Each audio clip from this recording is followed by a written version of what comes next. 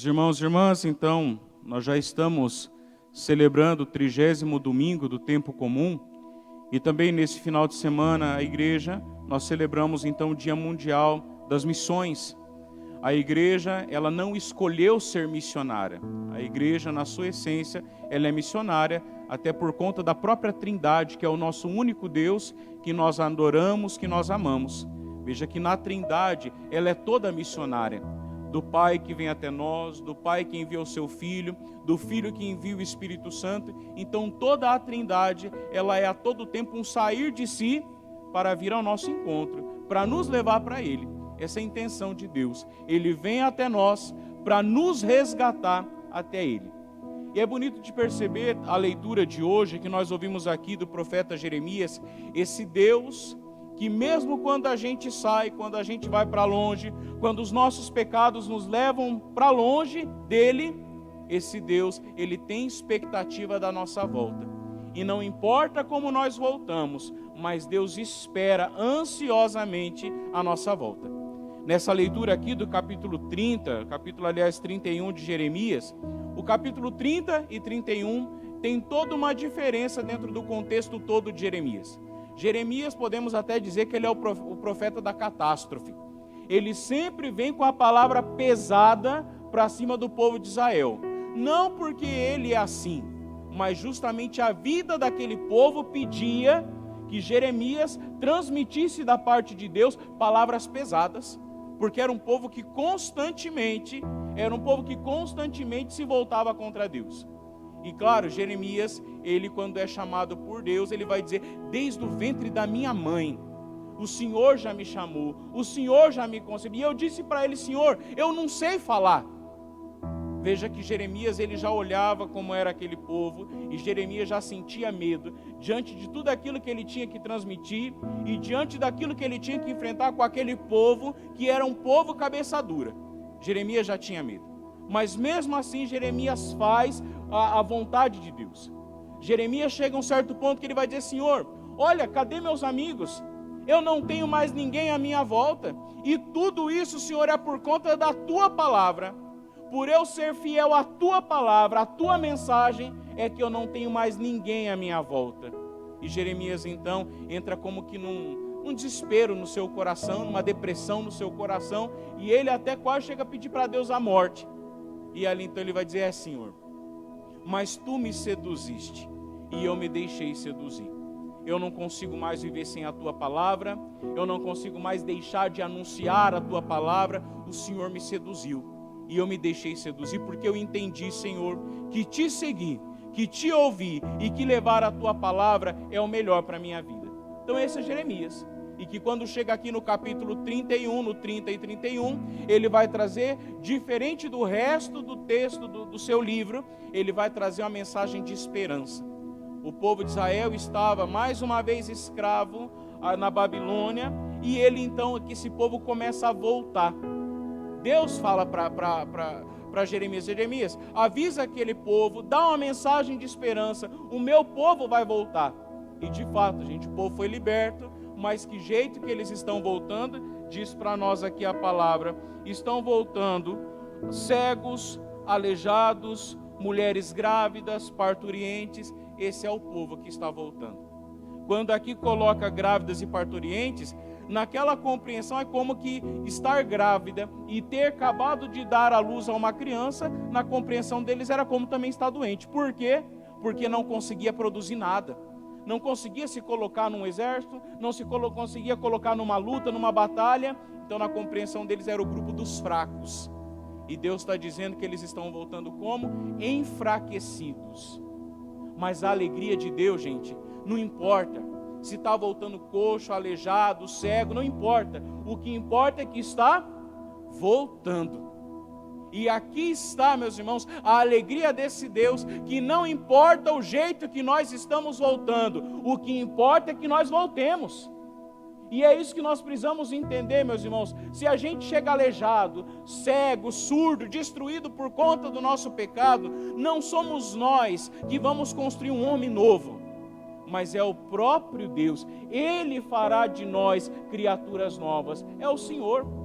Por isso que aqui a alegria, meus irmãos, não é só porque estão voltando, mas a alegria do profeta em saber que esse Deus que nos traz de volta é um Deus que nos restitui, é um Deus que devolve a dignidade que o pecado arrancou de nós. Essa é a alegria do profeta. E essa deve ser também a nossa alegria. Meus irmãos, nesse povo que está voltando da escravidão, que também é a escravidão do pecado, imagine, é o Senhor também enxergando a nós. Nós voltando também de uma vida perdida, de uma vida de qualquer jeito, de uma vida onde nos tornou paralíticos os pecados da vida, e o Senhor se alegra com a nossa volta. O Senhor se alegra e Ele é capaz de nos restituir, como nós estamos ouvindo no Evangelho de hoje, o Senhor que devolveu a vista àquele cego que nem nome tinha. Era cego e mendigo e nem nome tinha. Padre, mas eu ouvi dizer que era Bartimeu. Bartimeu não é nome. Bartimeu é uma palavra hebraica, duas palavras hebraicas, e que explicam a quem aquele rapaz pertencia, mas não era nome. Bartimeu. Em hebraico, Bar, filho, Timeu, era o nome do pai dele, Bartimeu. Era tão pobre que não tinha nem nome. Para dizer assim, meus irmãos, que quando nós vamos para longe de Deus, nós entramos no estado de indigência.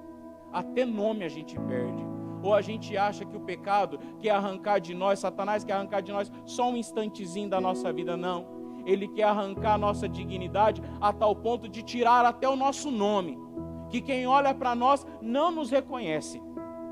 Às vezes a gente olha somente para as pessoas que estão no vício das drogas, né? Você fala, meu Deus, olha lá, tão destruído, nem parece aquele rapaz que eu conhecia, nem parece aquela moça que eu conhecia. Por quê? Porque de fato o pecado, não contente em desfigurar a nossa alma, desfigura até mesmo a nossa aparência, nos destrói por inteiro, nos destrói por inteiro. Lá na comunidade terapêutica você vê, os meninos entram, pensa uma situação assim, triste mesmo. Passa ali umas 2, 3 semanas que já estão se alimentando certo, que já estão rezando, que já estão numa vida, numa condição melhor. Aí você percebe na aparência a diferença do que é uma pessoa começar a deixar um processo de Deus transformar aquela pessoa. Muda até mesmo o lado de fora, e é consequência daquilo que tem mudado do lado de dentro. E aqui nesse evangelho de hoje, nós falando desse cego, vamos chamá-lo de Bartimeu, mesmo sabendo que não é o seu nome. Aqui o contexto do capítulo 10 de São Marcos é qual? Jesus então diz aqui que está saindo de Jericó. Jesus, veja, quem está acompanhando os evangelhos, já a todo domingo aí, para onde que Jesus está indo? Quem lembra? Que ele avisou 3 vezes para os discípulos. Para onde que ele está subindo? Jerusalém. E em Jerusalém vai acontecer o que com ele? Ele vai ser condenado, vai ser julgado, ele vai morrer. Vai ser crucificado e morrer. Mas ele vai voltar à vida. Lembra que já alguns domingos atrás, Jesus pergunta para os discípulos, né? O que estão dizendo que eu sou? E aí uns vão dizer, uns estão falando que o senhor é Elias, outro é João Batista, outro não sei quem. E Jesus pergunta, e vocês? O que vocês dizem sobre mim? Pedro, gente, era o cara direto. Ele era afoito na resposta.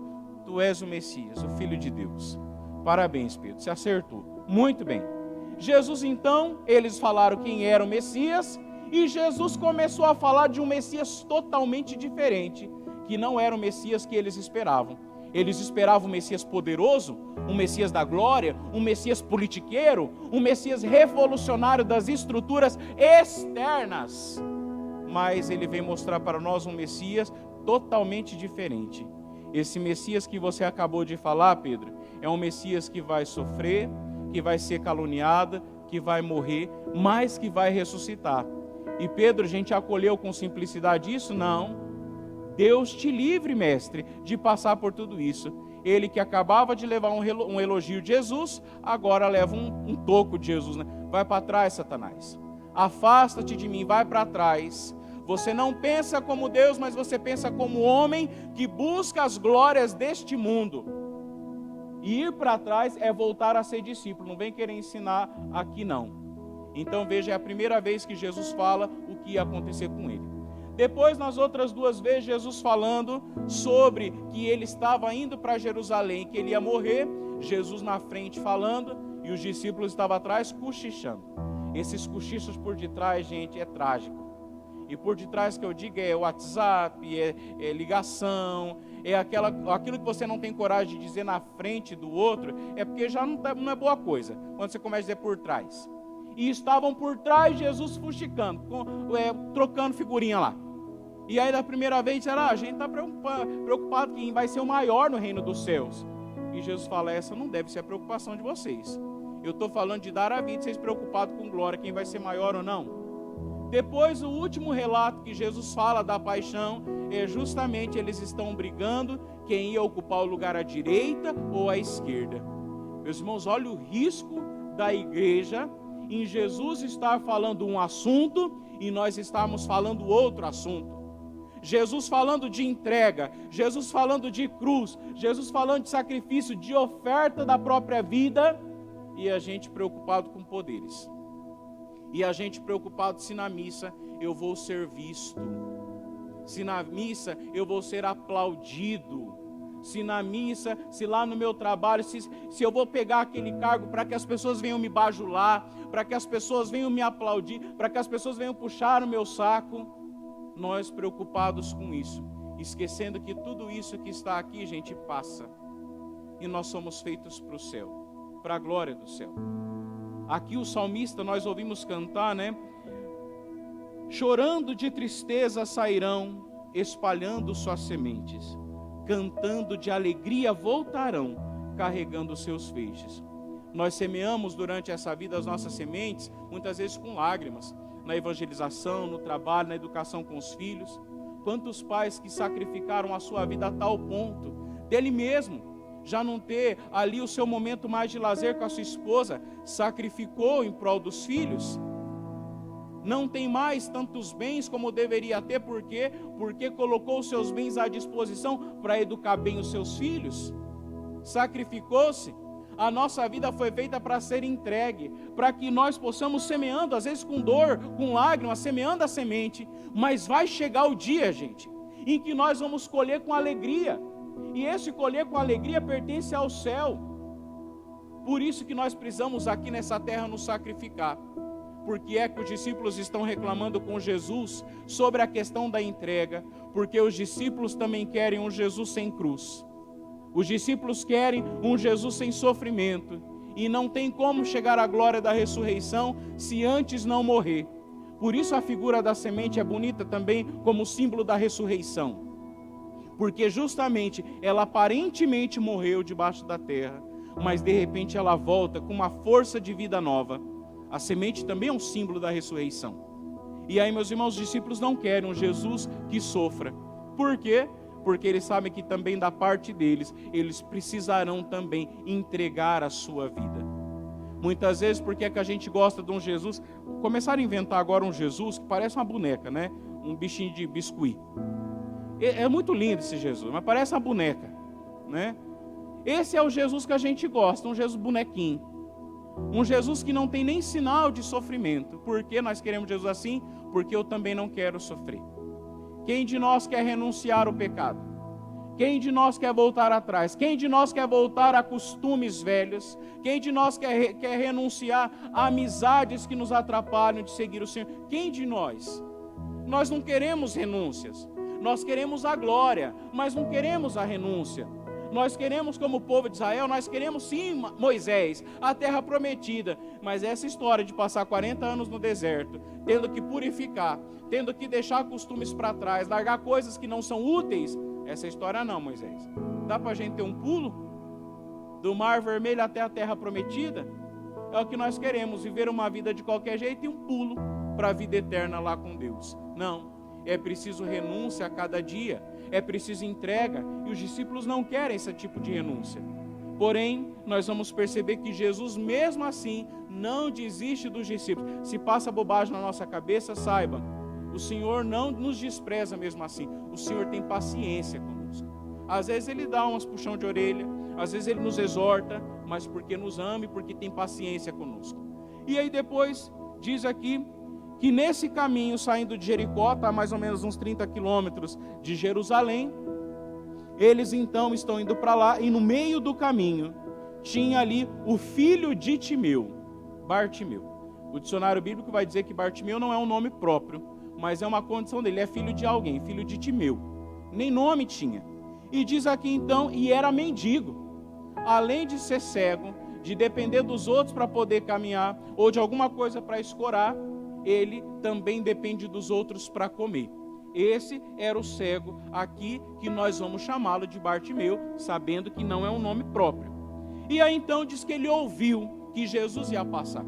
Veja que quando a gente tem uma dificuldade física, por exemplo, no olho, o ouvido se aguça, né? O corpo ele vem em socorro daquilo que está nos faltando. E ele ouviu. Era alguém que ouvia. Mas ele não ouviu ali só Jesus que ia passar. Quantas coisas esse cego também não ouviu? Esse mendigo está atrapalhando o nosso caminho. Quem é esse aqui? Desculpa a expressão, esse vagabundo que não trabalha, quem é esse? Quantas coisas esse cego não ouviu? Mas de tudo aquilo que ele ouviu, ele percebeu que estava a chance dele, a grande chance da vida dele. Jesus vai passar. E quando ele ouviu isso, então diz aqui o evangelho que ele começa a gritar: Jesus, filho de Davi, tem piedade de mim. E aí, meus irmãos, nós vamos perceber que no grupo ali dos seguidores de Jesus, tem gente que está seguindo a Jesus de fato, e tem gente que só está ali por força da multidão. Diz aqui então que alguns, e diz que ele gritava, e alguns falaram: fica quieto, cala a tua boca.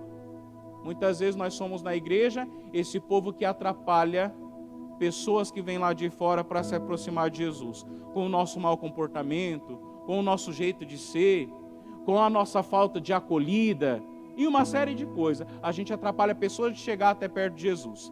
Mas tem um outro grupo que ouve o Senhor, que está atento ao Senhor e que ouve Jesus dizendo: chama ele. E eles vão até o cego e diz: coragem, levanta-te, ele te chama. Dentro da igreja tem os dois grupos, gente.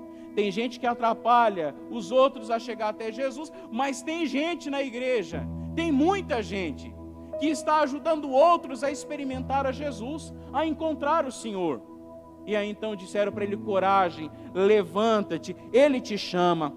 E diz que nessa hora o cego jogou o manto, deu um pulo e foi até Jesus. Como que ele foi até Jesus se ele não enxerga? Ele deu um pulo. Meus irmãos, o som da voz de Jesus atraía o coração daquele cego. Ele deu um pulo. Alguém que estava acostumado a ficar sentado, e o manto não é qualquer coisa. Ainda hoje, repara para ver, às vezes você está andando e está lá um mendigo, ele pega o cobertor dele e ele coloca ali na frente. O que você joga ali dentro? Você não pisa nele. Você coloca moedinha, você coloca alguma coisa. Aquele mesmo manto que serve para receber a doação, é o manto que serve para proteger do frio, é a casa do mendigo, para proteger do calor, do vento, das coisas. Mas também, gente, é a falsa segurança de alguém que tem vergonha. Como que eu fui chegar nessa situação? É o manto onde ele também se esconde. Como eu fui chegar nessa vida aqui? Às vezes a gente tem os nossos mantos. Às vezes porque eu sou mais rico que os outros, para esconder a minha pobreza e a minha miséria na alma, eu me escondo atrás de um carrão. Não estou dizendo que todos são assim, entenda bem. Eu me escondo atrás de poder, eu me escondo atrás de cargo, eu me escondo atrás de uma casula, eu me escondo atrás de algum cargo, de algum ministério, eu me escondo. Mas veja, meus irmãos, que esse homem, quando entendeu, é Jesus a minha salvação, ele deu um pulo, não importava se ele ia esbarrar em alguém, ele seguiu aquela voz de Jesus que faz eco até hoje: chamai-o. E ele foi até aquela voz, ele jogou o manto. Assim era no começo da igreja, os batizados da comunidade de Marcos, de São Marcos, quando eles eram batizados, eles jogavam para longe um manto velho e recebiam a veste branca para dizer assim: eu joguei a vida velha para trás, agora eu assumi a vida nova, que é Jesus na minha vida. E não foi alguém que se contentou somente em ali ter recebido a cura de Jesus, mas ele se colocou no caminho, ele quis seguir o Senhor, ele quis seguir Jesus. E Jesus então, veja que Jesus coloca nas nossas mãos: que queres que eu te faça? E ele disse: O cego respondeu: mestre, que eu veja. Muitas coisas nós não conseguimos na nossa vida, talvez uma vida espiritual diferente, porque a gente ainda não diz para o Senhor: eu quero, Senhor, uma vida nova. Ou às vezes a gente até diz que quer uma vida nova, mas está grudado no manto velho, está grudado nos costumes velhos, está grudado nos lugares velhos que nos afastam de Deus. Esse aqui não. É a minha última resposta para a minha vida. É a última coisa que eu vou procurar. E jogou o manto, jogou a sua falsa segurança e foi até Jesus. E ali, meus irmãos, ele não recebeu só a graça de enxergar, mas ele recebeu a graça de andar com Jesus pelo caminho. Eu não sei, nós estamos aqui na igreja, se a gente veio só por conta de uma graça. O Senhor nos chama mais. O Senhor quer nos dar a sua graça, mas o Senhor nos quer colocar perto deles, próximo dele, sermos discípulos dele. É isso que o Senhor nos chama. Talvez nós chegamos aqui como na primeira leitura, né? Coxo, ferido, machucado, tantas coisas, mas eu preciso deixar Jesus fazer algo na minha vida. Sozinho eu não dou conta, sozinho eu não posso, sozinho eu não tenho jeito, mas é o Senhor que pode realizar grandes coisas na minha vida, à medida, meus irmãos, que eu deixo. Por isso eu te convido a ficar em pé agora. Peço que você coloque a mão sobre o seu coração e nós vamos rezar essa palavra. E depois nós vamos cantar: sozinho eu não posso mais. Nessa confiança de que muitas vezes a gente tenta sozinho uma vida nova, mas não vai. É com Jesus. Por isso feche os seus olhos aí. E nesse instante você vai deixando essa palavra do Senhor entrar no seu coração. Meus irmãos, às vezes nós não somos mendigos como esse do Evangelho. Às vezes nós somos mendigos com muitas posses. Mendigos mesmo com conta bancária gorda, mesmo com bens, com pessoas que a gente acha que são os nossos amigos. A gente é rico muitas vezes, a gente é um mendigo rico. Mas a gente não recebeu nada com tantas coisas. A gente ainda não recebeu aquilo que sacia verdadeiramente o nosso coração. Nós não recebemos aquilo que verdadeiramente nos deixa felizes. Vai dizendo para Jesus: Senhor, eu quero também dar um salto na minha vida. Eu quero, Jesus, também dar um pulo na minha vida. E eu quero te encontrar, Senhor. Mesmo que eu não esteja enxergando nada, Senhor, mas eu quero te encontrar. Meus irmãos, esse cego estava cansado de olhar só para dentro dele mesmo e ver aquela escuridão. Às vezes nós também com os olhos tão abertos, tão bem funcionando, mas a gente já não enxerga mais nenhuma perspectiva de uma vida feliz, de uma vida com sentido, de uma vida verdadeiramente feliz, porque a gente se cegou buscando coisas que não deveria. Você conhece o teu coração e eu conheço o meu. Um pouquinho a gente conhece. Tudo não, a gente não dá conta de se conhecer por completo. Por isso que São Paulo vai dizer: a minha vida escondida em vós está, Senhor. Por isso, à medida que a gente busca Jesus, Ele vai mostrando para nós mesmos quem nós somos. Eu peço que você se imagine nesse instante como que levantando num salto e ouvindo aquela voz de Jesus te falar, aquela voz de Jesus preencher o teu coração, devolver aquela alegria, devolver a esperança que antes você não tinha mais, já tinha perdido. Levantemos agora e que nós possamos ir caminhando até Jesus, até Ele, até esse Senhor que quer nos transformar, esse Senhor que quer realizar algo novo em nós. Não importa se até agora a nossa vida foi dessa maneira, o que importa é o que eu vou deixar Jesus realizar na minha vida de agora em diante.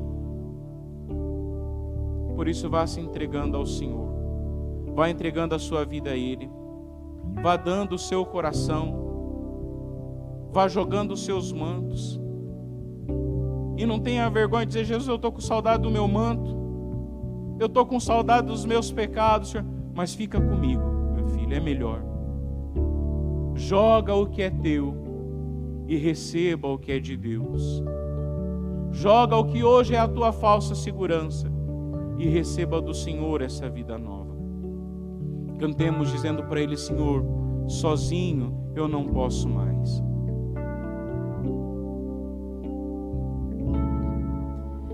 Vem Espírito, E vai erguendo os seus braços. vem Espírito, Sozinho, sozinho eu não posso mais. Sozinho eu não posso mais. Sozinho eu não posso mais. E peça mais uma vez: vem Espírito. Peça com força cantando. vem Espírito, Vem Espírito.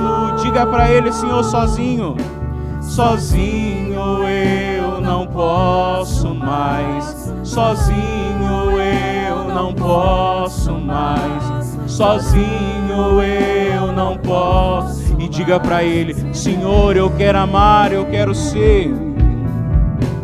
Eu quero amar, eu quero ser aquilo que Deus quer. Sozinho eu não posso mais. Sozinho eu não posso mais. Sozinho eu não posso mais viver. E quantas vezes a gente se sentiu sozinho? Quantas vezes dentro do nosso coração a gente imaginou: Jesus, eu não tenho mais jeito. Esse é o nosso olhar humano. E não está errado a gente ter um olhar assim.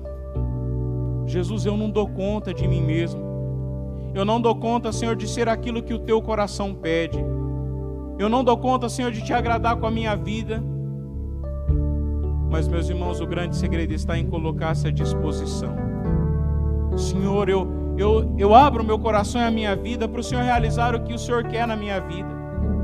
Meus irmãos, santidade não é algo que a gente constrói. Santidade é deixar Jesus viver em nós. É deixar Jesus morar no nosso coração, na nossa vida, nas nossas atitudes. Como vai dizer São Paulo, é Cristo que vive em mim. A santidade não é a glória humana apresentada diante dos outros, mas é a glória de Deus manifesta naqueles que se deixaram ser usados por Deus. A santidade é Deus se manifestando na nossa carne, é Deus se manifestando no nosso nada, é Deus se manifestando na nossa fraqueza e Ele mostrando a sua força em nós. Por isso, se você não sabe mais o que faz com você mesmo, diga para Ele: Senhor, eu me coloco à tua disposição.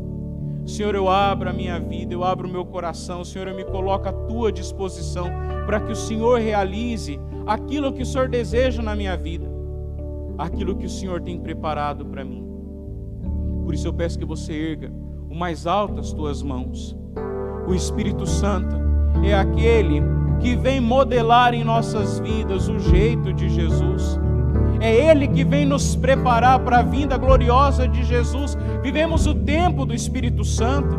Vivemos o tempo do deixar o Espírito Santo agir em nós, do Espírito Santo mover em nós.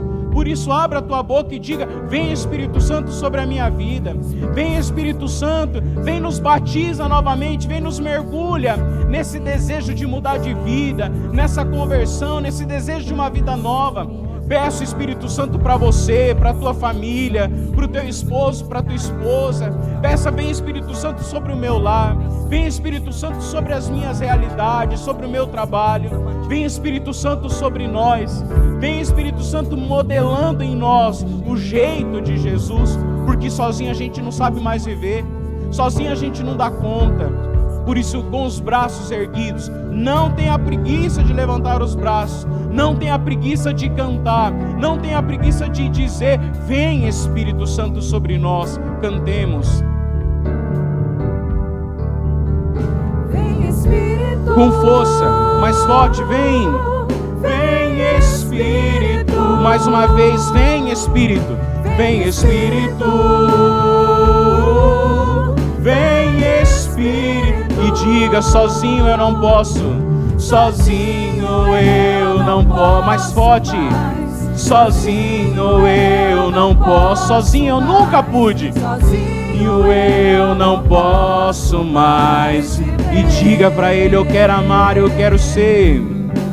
Eu quero amar, eu quero ser aquilo que Deus quer. Sozinho eu não posso mais. Sozinho eu não posso mais. Sozinho eu. E mais uma vez, as mulheres: eu quero amar, eu quero ser. Cantemos. Eu quero amar. Mais força, mulheres. Sozinha.